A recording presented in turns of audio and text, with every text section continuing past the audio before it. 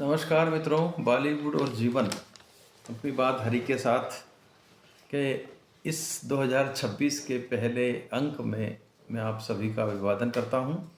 आज हम एक ऐसा विषय ले रहे हैं जो शायद सबसे ज्वलंत है और अभी हाल फिलहाल बयानबाजी हो रही है चीज़ों को लेकर के। विषय है तीनों खान बंधुओं में। बॉलीवुड के तीन खान बंधु हैं, आमिर खान, शाहरुख खान और सलमान खान।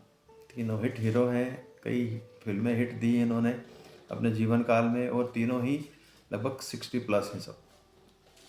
शाहरुख नहीं, इतने सलमान नहीं होंगे तो होने वाले हैं, तो ये लगभग शाहरुख खान भी उसी तरफ हैं, तो उसी दिशा में जा रहे हैं। तो ये तीनों की उम्र लगभग समान समवयस्क हैं और तीनों ही हीरो जितनी सुपर डुपर फिल्में दी हैं उतने ही विवादास्पद भी रहे हैं। इन लोगों ने तीनों ने कुछ अच्छे काम भी किए हैं। तो आज हम एक बात पे एनालिसिस करेंगे इन तीनों खानों में। अब तीन खान मान लीजिए तीनों बुरे हैं, और तीन की रैंकिंग करेंगे यदि, तो सबसे ऊपर अच्छाई में कौन आएगा, सबसे नीचे कौन आएगा, ज़रा इसका विश्लेषण कर लें, है ना। तो शुरुआत करते हैं आमिर खान से। आमिर खान जो थे उन्होंने बहुत अच्छे काम किए। क़यामत से क़यामत फिल्म से इनकी डेब्यू फिल्म थी, जो इनके चाचा नासिर हुसैन ने बनाई थी और उससे हिट हुए। और उसके बाद फिर कई फिल्में एक के बाद एक अच्छी दी इन्होंने और लगातार लंबे समय से काम कर रहे हैं। मिस्टर परफेक्शनिस्ट के नाम से जाने जाते हैं। तो इनके जो काम, अच्छे कामों में जो गिनती कर रहे थी आमिर खान की, तो उन्होंने एक तारे ज़मीं पर फिल्म बनाई थी जिसमें डिसलेक्सिया नामक बीमारी जो होती है बच्चों में, एक अजीब सी बीमारी होती है, पढ़ने लिखने में उनको समस्या आती है। इस विषय को उठाया था उन्होंने और बच्चों की शिक्षा व्यवस्था पर फोकस किया था। एक अच्छा काम है ये। यूनिसेफ के ब्रांड एम्बेसडर रहे ये। कुपोषण के खिलाफ अभियान चलाया। देखिए, कई बड़े हीरो जो होते हैं, यदि कोई टीवी पे आकर संदेश देते हैं तो उनके संदेशों का बहुत फ़र्क पड़ता है आम जनमानस में। तो इसका उपयोग करते हुए यूनिसेफ ने इनको ब्रांड एम्बेसडर बनाया था। टीवी पर एक कार्यक्रम और आता था आमिर खान का, सत्यमेव जयते।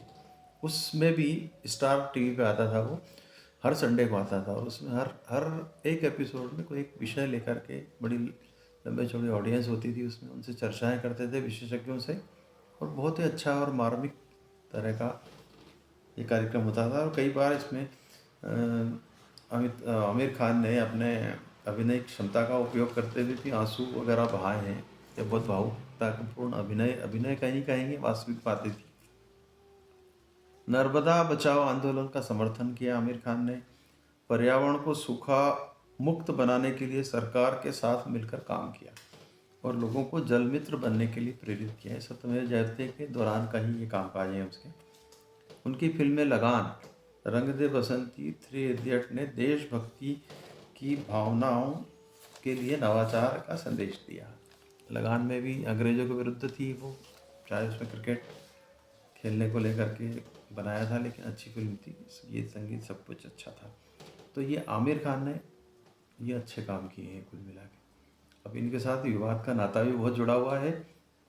देखिए, आमिर खान ने 2015 में असहिष्णुता का बयान दिया और उन्होंने कहा कि इस देश में रहना बहुत कठिन है मुसलमान होकर के। थोड़ा सा उन्होंने बयान जो दिया था, तो इन पर आरोप लगा कि ये देशभक्त नहीं है। एक दूसरा, नर्मदा बचाओ आंदोलन में 2006 में मेघा पाटकर का साथ देकर गुजरात सरकार का विरोध किया था, जो सरदार सरोवर बन के तैयार है अभी, जहाँ स्टेचू ऑफ यूनिटी लगी है, उसमें मेधा पाटकर का इन्होंने सहयोग किया था। अब मुद्दे की बात यह है कि सहयोग करना नहीं करना एक व्यक्ति की अपनी स्वतंत्रता होती है, और मुद्दा ऐसा था नर्मदा बचाओ में, जिस तरह का बायोडाइवर्सिटी डूबी है उसमें, जिस तरह के जंगल डूबे हैं, आदिवासियों की ज़मीन छीनी है, उनका रोज़गार जो पारंपरिक है वो छीना है, तो उस चीज़ के लिए विरोध खूब रजिस्टर हुआ था। बाबा आमटे ने किया था, मेधा पाटकर ने भी किया था, तो इसमें साथ में आ गए थे। तो जो प्रगतिशील लोग हैं या विकास की सोचने वाले लोग हैं, उनके खिलाफ हो गए थे। पीके फिल्म जो, उसमें धार्मिक भावनाओं को ठेस पहुंचाने का आरोप है। पीके फिल्म जो राजकुमार हिरानी ने बनाई थी, बराबर के दोषी हैं उसमें भी, इसको दोष मानते हैं हम। हिंदू माइथोलॉजी, हिंदू देवताओं का, हिंदू प्रवचनकारों का उसमें मजाक उड़ाया गया था। लोगों का ये कहना है कि आप यदि हिंदुओं का मजाक उड़ा रहे हैं तो दूसरे धर्म की, अपने धर्म के बारे में बात करके देखिए तो आपको टांग न दे लोग बात। ये तो हिंदू सहिष्णुता थी कि आप कुछ नहीं कहा उन्होंने, और इस तरह से आगे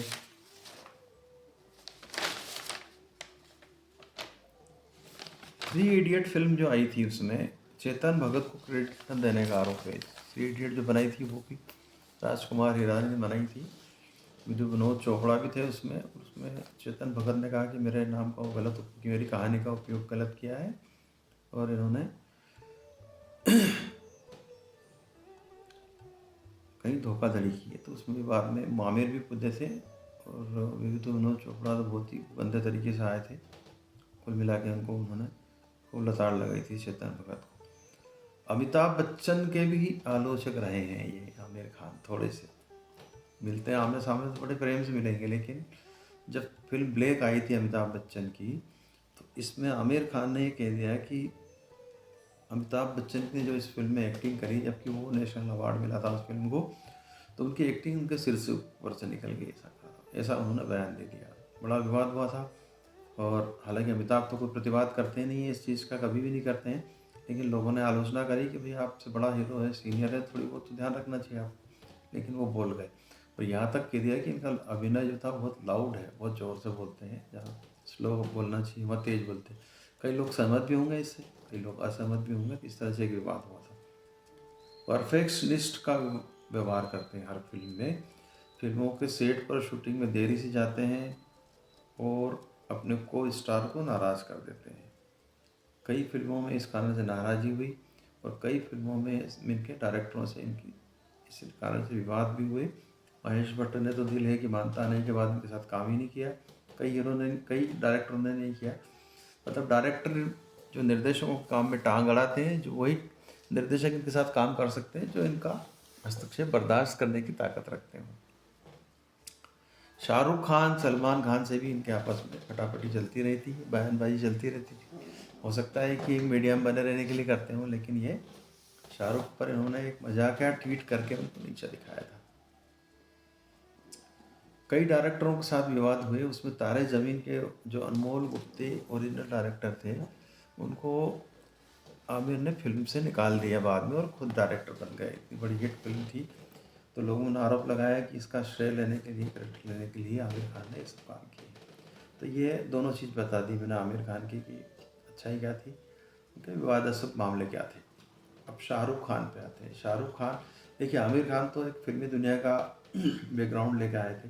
शाहरुख खान दिल्ली से सीधे दूरदर्शन में काम करते थे, नाटकों में काम करते थे, फौजी जैसा सीरियल किया था, और बम्बई पहुंच गए। और यश चोपड़ा का इनको पहले तो कुंदन शाह ने इनको काम दिया, उसके बाद यश चोपड़ा ने इनको अडॉप्ट कर लिया, बड़े ही नामी हीरो बन गए। शाहरुख खान अच्छे काम क्या करते हैं, तो उसमें दो तीन काम इनके भी अच्छे हैं कि शिक्षा व बच्चों के कल्याण पर एक मीर फाउंडेशन चलाते हैं ये, जिसमें बच्चों और एसिड अटैक और जलने के कारण पीड़ित हुई महिलाओं को आर्थिक मदद करते हैं। स्वास्थ्य जागरूकता के लिए यूनिसेफ के साथ मिलकर इन्होंने भी बाल टीकाकरण के प्रचार प्रसार में भाग लिया है।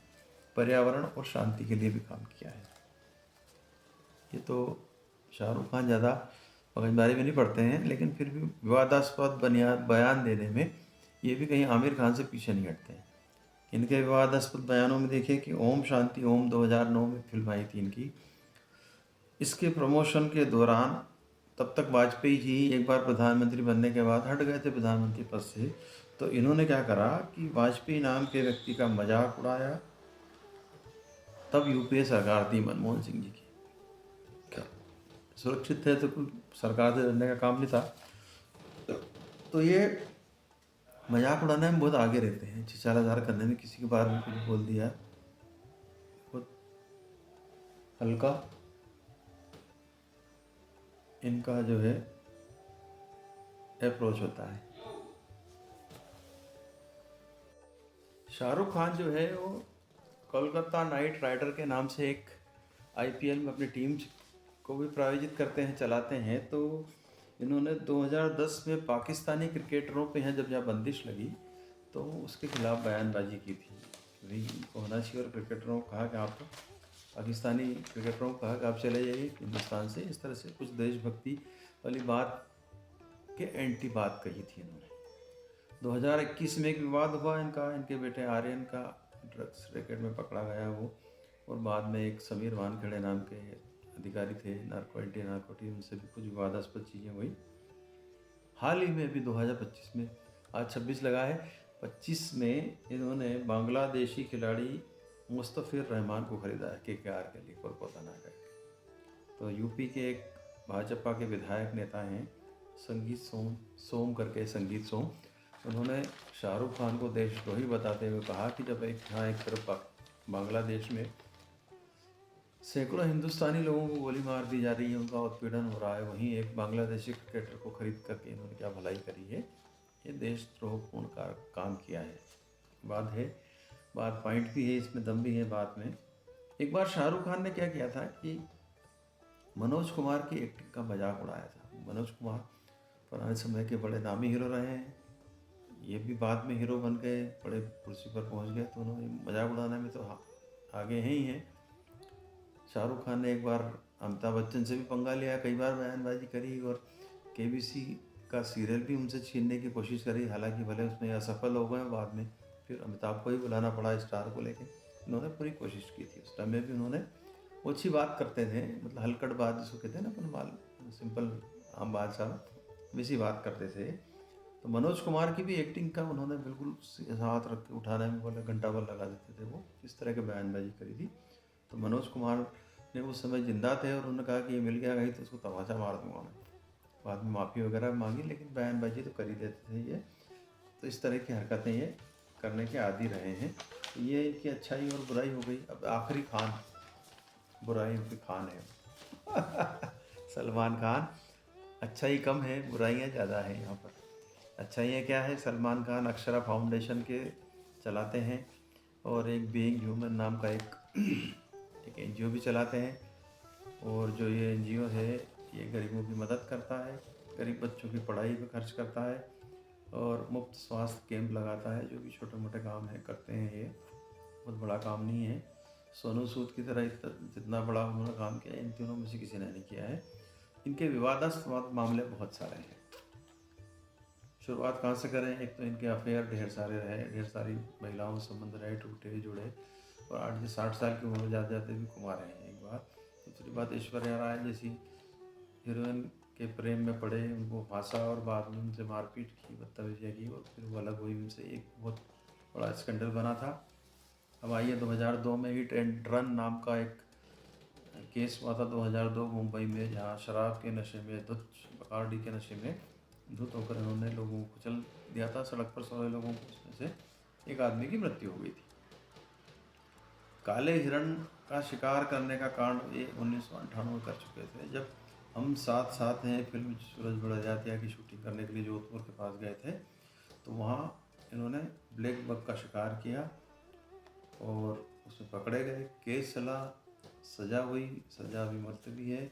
और इसमें एक वो बिश्नोई नाम का गैंगस्टर है, वो भी इनके पीछे पड़ा है। उसको लेकर के बहानेबाजी में जान के दुश्मन भी बना लिए लोगों को इन्होंने इस कांड से। तो ये ब्लैक बग कांड अभी भी, तो इसमें आर्म्स एक्ट में हथियार रखने का आरोप इन पर लगा था संजय की तरह। फिल्म दबंग के डायरेक्टर ने भी मोर्चा खोले हुए हैं इनके खिलाफ, अभिनव कश्यप, इन तीनों भाइयों के खिलाफ, सलमान और 2 भाई इनके दूसरे उनके खिलाफ। तो इस तरह से ऐश्वर्या राय के कारण इनके झगड़े भी हुए हैं। सुभाष घई नामक नामी डायरेक्टर से झगड़ा हुआ, और वो विवेक ओबराय से इनकी लड़ाई हुई। कई छोटी छोटी चीज़ों को बुरा मान करके कई अजीत से लड़े, उनका कैरियर ख़राब किया, कई लोग आरोप लगाते हैं इनके ऊपर। अब देखिए, अब तीनों खान की अच्छी और बुरी बातें हमने कर ली। इन तीनों खानों में अच्छी बातें तो बहुत थोड़ी थोड़ी है, बुरी बातें खूब सारी है। और सबसे ज़्यादा बुरी बातें यदि लिस्ट बनाए तो सलमान खान उसमें टॉप पर रहेंगे। मैं आप पे छोड़ता हूँ कौन अच्छा है कौन बुरा है। तो थोड़ी अच्छाइयाँ तो जैसे कहें ना कि थोड़ी ही है, तो ये ऐसा काम इनका है। और फिल्मी आकाश पे या बॉलीवुड की राजनीति में इनका ज़बरदस्त पकड़ है तीनों लोगों की। हालांकि फिर भी एक बात कहूँगा यहाँ पे मैं कि इन तीनों में शाहरुख खान कुछ थोड़े से ज़्यादा संजीदा और अच्छे इंसान नज़र आते हैं। आज बस इतना ही। नमस्कार।